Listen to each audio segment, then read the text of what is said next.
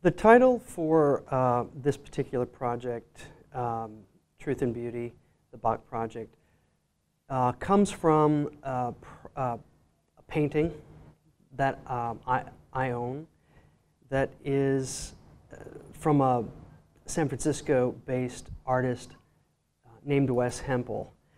And it's interesting, the painting is very interesting in the sense that art has taken a very different direction since the Renaissance, but this particular artist paints in a very contemporary fashion, but inserts contemporary people into Renaissance settings.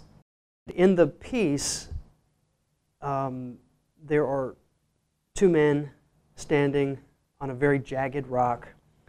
There's in the middle of the sea, which is stormy, clouds all around with a beautiful shaft of light coming through. And they're at the same time reading two books. One is reading the book Truth, and one is reading the book Beauty. And the point of the work is that in the midst of chaos, one can retain a certain calmness about themselves. In the ballets, there's not a direct correlation between the narrative of the painting to the narrative of the ballet. There are elements that I bring in to each of the individual works from that painting.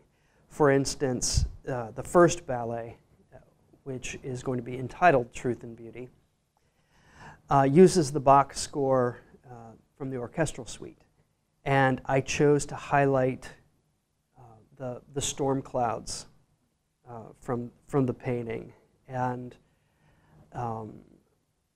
it's a very formal dance, and there's a juxtaposition with the backdrop, which will be actually film, to bring nature into the theater and into this very formal setting.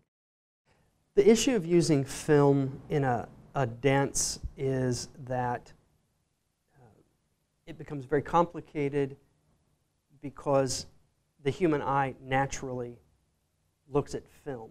I mean, it's so dominant that the human eye just naturally goes there.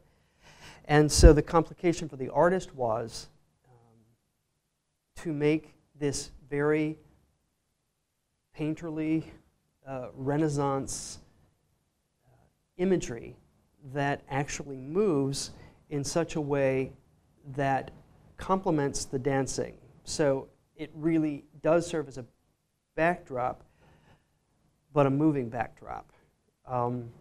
So the film is shot in HD. It's slowed down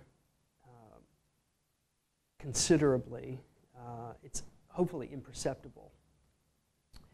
And then it's been colorized to bring out a lot of the color you might see in a painting.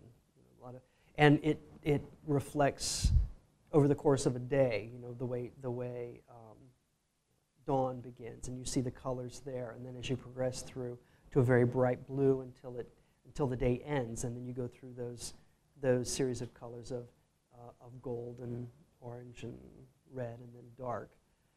The second work is the music is a compilation of piano pieces by Bach and Philip Glass. And I'm trying to bring the elements of the two men from the piece